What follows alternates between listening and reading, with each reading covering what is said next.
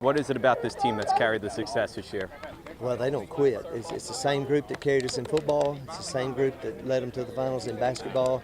And they have been battlers and fighters and scrappers the whole time. And it's a great senior group. It's a great bunch of juniors that fill in and help out, and sophomores and the freshmen and even an eighth grader in this bunch. And they just don't quit. And they don't think they're not going to succeed. They don't try not to fail. They try to succeed.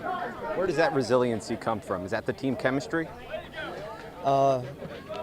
It's all me. It's all I teach them. They didn't know a thing. No, they're battlers. They're competitors. They really are. And I worry about team chemistry on every team.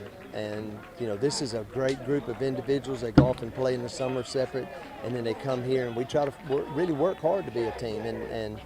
And right now they are, and they've come together. They love each other. They love practicing. They love to practice and hit. My gosh, we don't have enough coaches to throw BP to them for wearing us out. So, I think that's part of the resiliency is they've worked hard enough that they know they can do it.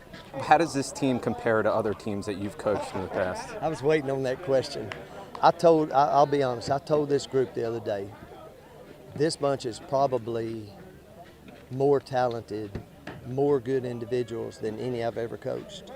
More good individuals. And I was waiting for them to come together as a team. Told them again that after game one yesterday, that we're fractured, we're arguing, we're finger pointing. And man, they made up with each other. They came together game two and played like a team. We did big ball, home run ball, we did small ball, we did base running, we did bunting. We made great plays in the field. 10 errors in the first game in the field.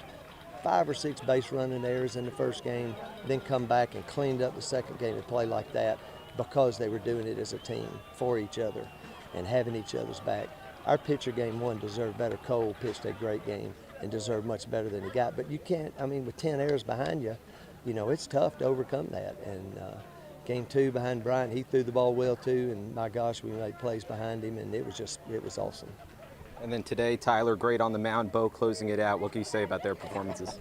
Tyler, I don't know if you know this, has given up 1 earned run all year. Coming in, he had like a .21 ERA. Unheard of. I looked at it on Game Changer, thought it was 2.14, and I thought, man, that's great. And I looked again and saw where the period was, went back over the stat. 1 earned run all year. And he's just a competitor. He doesn't walk people, he doesn't bean people much. And that's how he was in football. That's how he plays short. That's how he runs bases. He's just a competitor. And, his stuff is good, but more than that, he just doesn't think he can't get you out. Why the decision to leave him in to start the 7th?